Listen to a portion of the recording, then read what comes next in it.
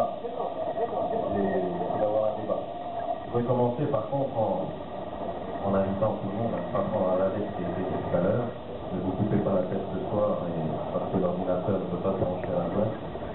Et je crois que de toute façon, ce qui nous reste de plus précieux, c'est tout de même de faire fonctionner son cerveau, même en lisant ce qu'on peut trouver sur l'ordinateur.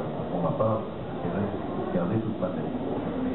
Mais l'image, bien sûr, est importante et je crois que nous sommes aujourd'hui, pour cette troisième rencontre, à une vraie avancée du monde du numérique en Polynésie, ou plutôt une avancée de la Polynésie dans le monde du numérique, comme vous l'avez dit tout à l'heure. Je salue effectivement aussi les dirigeants du groupe OPT qui sont là et qui s'exprimeront certainement tout à l'heure dans le cadre du débat, qui ont fait beaucoup, et je dis bien beaucoup, pour permettre cette entrée dans le monde numérique. Alors il est vrai, on a eu l'occasion d'en parler avec mon collègue ministre de la Calédonie hier, on est en situation de monopole, il est souvent plus facile de critiquer que de saluer, et dès lors qu'une connexion ne marche pas à Nuku'hiva ou je ne sais quel point d'une vallée éloignée, on se dit mais que fait le ministre et qu'est-ce que c'est nul d'avoir un monopole. Mais je tiens quand même à saluer d'abord, avant toute chose, et nous aurons le débat tout à l'heure, quand même la performance technique, technologique, mais aussi économique et financière qui a dû être déployée pour doter notre petite collectivité au milieu du Pacifique d'un câble sous-marin qui coûte très cher, qui nécessite une sécurisation par satellite. Le satellite n'est pas Android. Et qui nous permet aux quatre coins de la Polynésie d'avoir du débit, du haut débit, du plus ou moins haut débit, en tout cas l'accès à l'Internet. Je crois que c'est une performance qu'il faut saluer. C'est aussi l'un des travers, on va dire, de cette course vers toujours plus, c'est qu'on oublie qu'on est déjà mieux qu'hier. Vous dire aussi, donc, puisqu'on en a parlé tout à l'heure, les états généraux du numérique que nous annoncions l'année dernière ont mobilisé beaucoup de monde. Un certain nombre d'ailleurs s'est réuni, je reconnais des visages qui ont participé activement. 15 ateliers table ronde, 1 millier de personnes, des centaines d'internautes qui ont même participé dans les débats à travers la toile, 8 ateliers thématiques, des tables rondes d'opérateurs, des initiatives en matière de recherche et la jeune chambre économique aussi se sont mobilisées, ce n'étaient pas des ateliers prévus, du coup ont voulu participer aux états généraux. 6 conférences, 32 intervenants, une quinzaine d'animateurs, enfin voilà, beaucoup de monde qui se sont mobilisés à un moment où on aurait pu imaginer que la Polynésie aurait pu tourner son regard vers d'autres sujets, parce que c'est vrai que nous sommes dans une situation tout de même économique assez difficile, et je crois que c'est une des grandes richesses de notre pays, c'est de se dire que quand on veut avancer, on ne regarde pas ses souliers, on regarde devant. Et le numérique nous permet, la voie du numérique nous permet de regarder, d'explorer ces nouvelles voies que de toute façon nous sommes condamnés à explorer. Et j'espère que les débats d'ici vendredi nous pourront conclure pour finalement arrêter une position définitive et nous dire c'est une voie à creuser et comment est-ce qu'on va la creuser tous ensemble. Donc je ne voudrais pas trop dévoiler non plus. On a quelques idées bien entendu avec toutes les équipes qui ont pu travailler sur la synthèse des états généraux, donc je pense à l'opérateur du service du pays communautaire. Et je crois qu'aujourd'hui l'intérêt c'est d'avoir ce débat tous ensemble et les questions qui ont été posées par Michel tout à l'heure sont particulièrement intéressantes et m'intéressent particulièrement puisque vous m'avez qualifié de décideur. Je préférerais pour le moment avoir simplement le titre de guide. Parce que la décision, c'est un peu compliqué aussi en ce moment en Polynésie.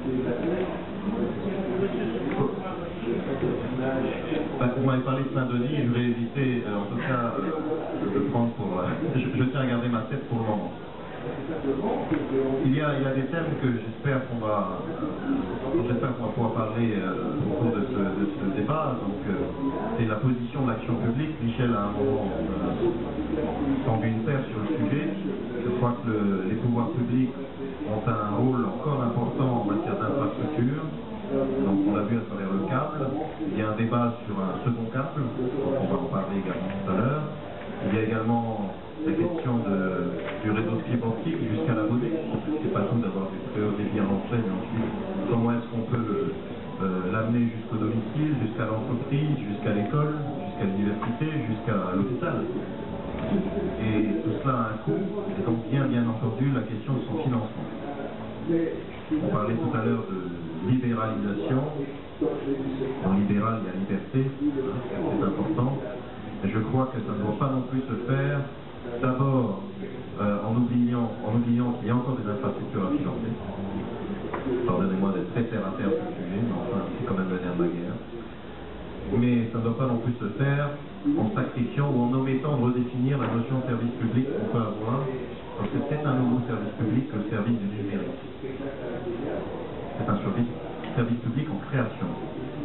On tente assez facilement de le définir par des services que nous connaissons aujourd'hui, la téléphonie mobile, Internet, mais on voit que de plus en plus, ce service public va se redéfinir seul, à travers les usages et tous les contenus qui vont finalement faire le service.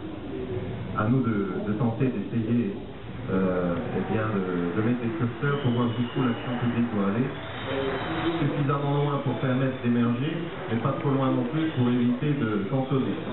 C'est toute la difficulté du rôle d'un gouvernement, de pouvoir à un moment agir sans étouffer.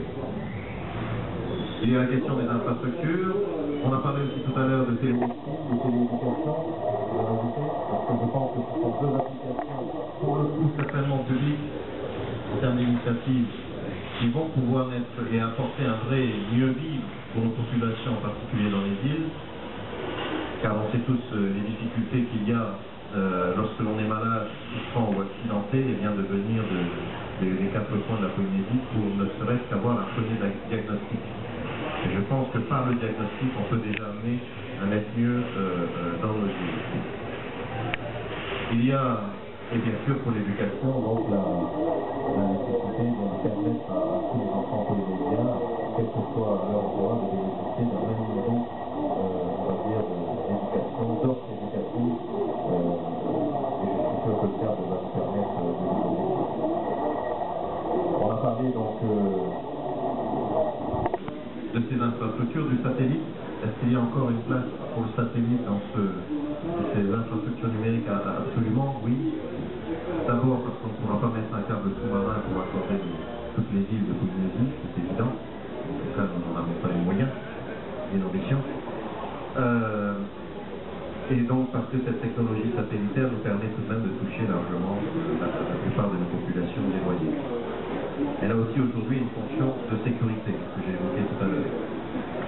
Et maintenant, dans toute approche de sécurité, qui a un coût, reste à voir quel coût est prêt à assumer la collectivité et jusqu'où est-elle prête à l'assumer pour permettre la sécurisation de toute cette économie que nous sommes en train de créer.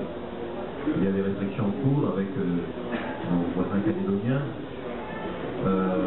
mais ne partons pas non plus sur une seule voie, car je ne vais pas déplorer maintenant le sujet du câble, mais un second câble a un coût également très important, et je crois qu'il faut peut-être d'abord nous concentrer de prime abord donc, sur les contenus et sur toute la richesse que l'on va pouvoir faire émerger de ce premier câble pour ensuite justifier suffisamment l'opportunité économique et financière d'un nouvel exploit technologique transpacifique.